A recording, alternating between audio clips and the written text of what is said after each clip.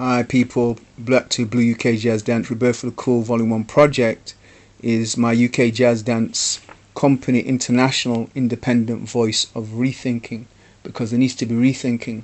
What's happened, the history has been distorted because it doesn't have the cultural heritage. Is any heritage knowledge been provided in the book? No.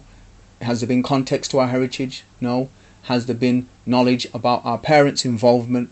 No. Has there been knowledge about black people already here to do with jazz? Because UK jazz dance did not get up all of a sudden and jump up and was created. Dances have a history, so the history that's been spoken about is not history from our home. It's a history of a biased one from a perspective of, an Anglo-Saxon writer. That's his point of view, but that's not from the heart of the home.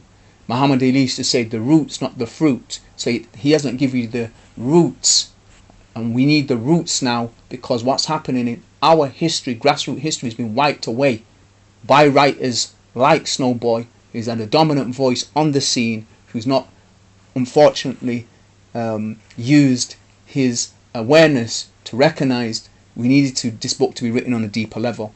As I said, the book has strengths, weakness, opportunities, and threats. One of the threats that he didn't write this book on another level. So it's what it's done. It's gone into Japan, where he has a major voice, and it's distorted history. And Japan already has a distorted voice about bebop's history, etc. The way it's made out, we watch films and all that. We never got access to films, and Snowboy talks about in his book. So that's one good aspect. But what happens is, it's not about that. It's about what's being presented out there by the leaders that we have out there. What's happening, the leaders that we have out there have no knowledge on the deeper level of understanding of African dance and Caribbean dance connection to the dance they're doing. So for example, Dunham went and did a PhD, so did Primis. They're like anthropologists, to give people an understanding that the dances being done in America had a root. And that's important. If you want appreciation and respect, you need the root knowledge.